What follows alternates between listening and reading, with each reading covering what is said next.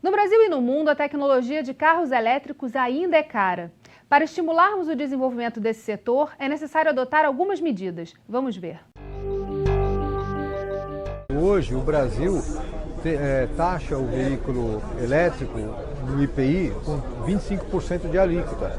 Esse mesmo produto, se ele fosse um carro popular, por exemplo, ele estaria recolhendo 7%.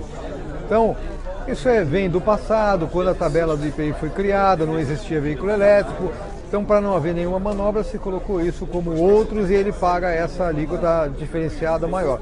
Então, isso já seria uma medida que não vai trazer nenhum prejuízo para o ajuste fiscal, mas que poderia tornar o produto mais barato. Só para você ter uma ideia, há países que estimulam a venda de veículos elétricos. A Noruega, se eu comparar dois produtos iguais, um motor a combustão interna e outro elétrico, o elétrico custa 15% menos. Ou seja, é uma carga enorme de incentivo para se vender o veículo elétrico. Na Europa e Estados Unidos, em forma geral, um veículo elétrico custa 30% mais. No Brasil, custa 109% mais. Então, só equalizar isso já permitiria um ganho, até porque essa tecnologia é, de fato, mais cara. Agora, há outras medidas que você poderia facilitar. Vagas específicas de estacionamento, então você tem mais facilidade para estacionar. Preço de pedágio um pouco menor, então isso estimularia o mercado. A Alerj, por exemplo, ela tem um instrumento fantástico que é o Fórum de Desenvolvimento, que permite discussões sobre temas importantes para o Estado, e não só para o Estado, mas para o país. E a maneira de você poder colocar isso para a sociedade, nada melhor do que você fazer isso dentro da Assembleia Legislativa do Estado e poder estimular uma discussão desse tipo, até para desmistificar algumas coisas.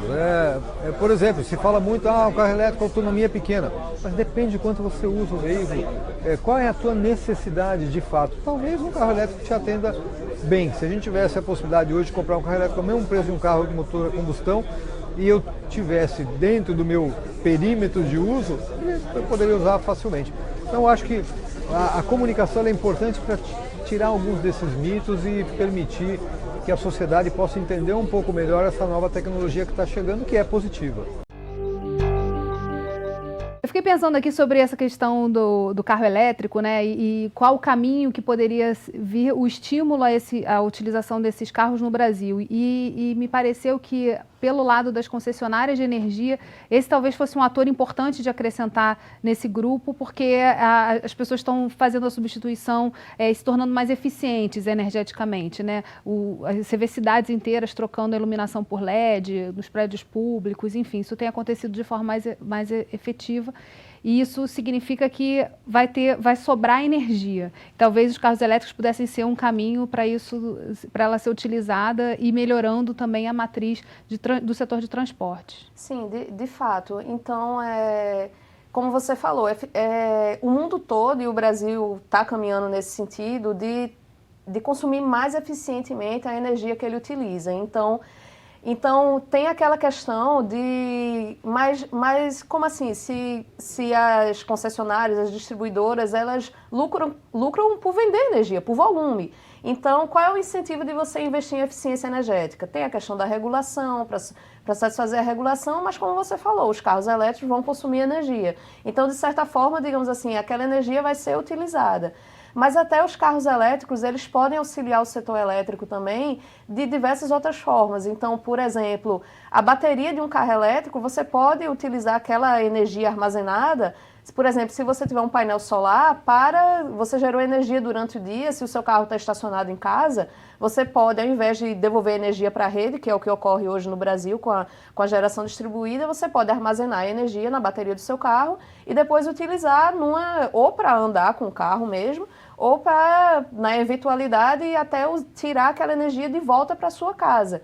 Então, os carros elétricos, eles podem auxiliar o grid, eles podem auxiliar o setor elétrico nesse sentido.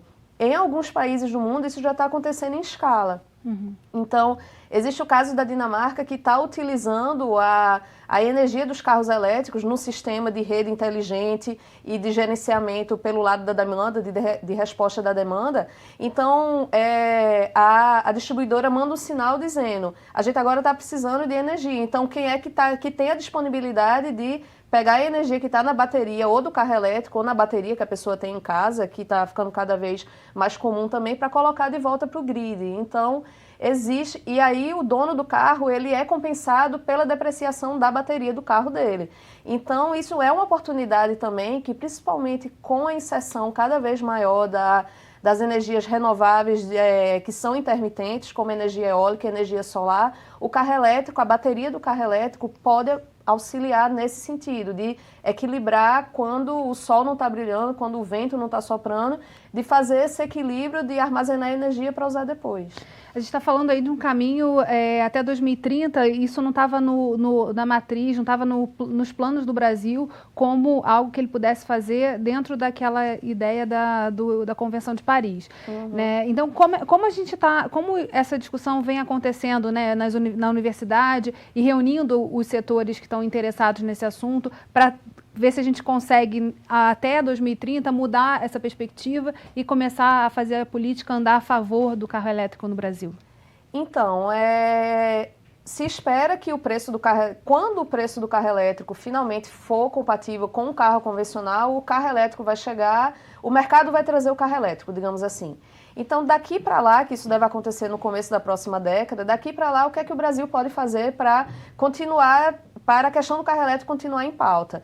Então, o regulador já vem prestando atenção a isso. Então, a ANEEL, a Agência Nacional de Energia Elétrica, tem um evento que eles já estão começando a discutir como cobrar pela energia do eletroposto.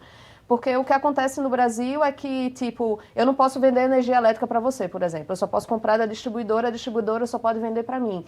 Mas essa questão do eletroposto, dependendo de onde ele esteja instalado, tem uma maneira de comercializar a energia ali, que é isso que a ANEEL está estudando, como é que vai cobrar por essa energia.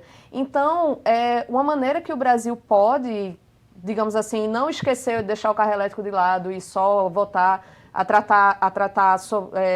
a lidar, digamos assim, a questões relacionadas com ele quando os preços forem compatíveis, é nesse sentido de preparar a regulação, de informar o consumidor, de tentar desmistificar. Em pequenos projetos de demonstração, como a gente vê em várias cidades do país, isso também vem acontecendo.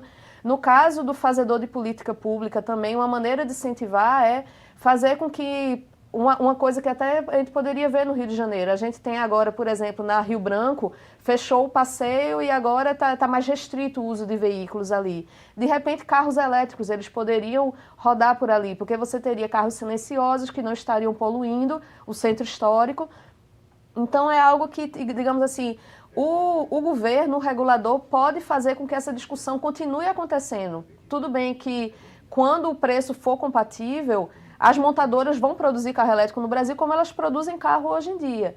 Mas para não deixar o momento, digamos assim, para a discussão estar ocorrendo no resto do mundo, para o Brasil não ficar só assistindo, pode continuar com esses projetos de demonstração, o regulador e o governo continuar prestando atenção e estabelecendo as regras para que tudo funcione. Criando um ambiente, Criando um ambiente, exatamente. E, ao mesmo tempo, a gente viu Itaipu e tantas outras, a COP, na UFRJ, Furnas, continuar desenvolvendo, continuar pesquisando. E tem a questão do híbrido, que o veículo elétrico híbrido, ele ainda vai continuar durante muitos anos. Então, até 2050, quando a gente fala de carro elétrico, não é só o 100% elétrico. O híbrido, ele também terá uma participação muito grande no mundo todo, não é só no Brasil. Então, o Brasil desenvolvendo esse híbrido flex a etanol, ou então a célula de combustível de etanol, isso pode ser muito vantajoso para o país. Isso é uma tecnologia que a gente pode levar para diversos países do mundo e o país tem muito a ganhar com isso. Bem, Tatiana, a gente poderia ficar conversando mais tempo, até porque essa é uma tecnologia nova que a gente precisa estar inserido, e eu espero que a gente possa trazer outras oportunidades também à discussão para a própria Assembleia Legislativa nesse trabalho que vocês têm feito na FGV. Mas, infelizmente, eu vou ficar por aqui. Obrigada, e obrigada a você, telespectador, que acompanha a nossa programação. A gente se vê no próximo programa. Aproveita e segue a gente nas redes sociais, Facebook, Instagram e Twitter.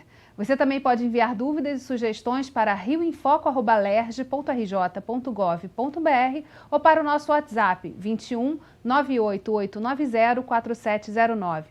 TV Alerj, o canal do povo fluminense. Até a próxima.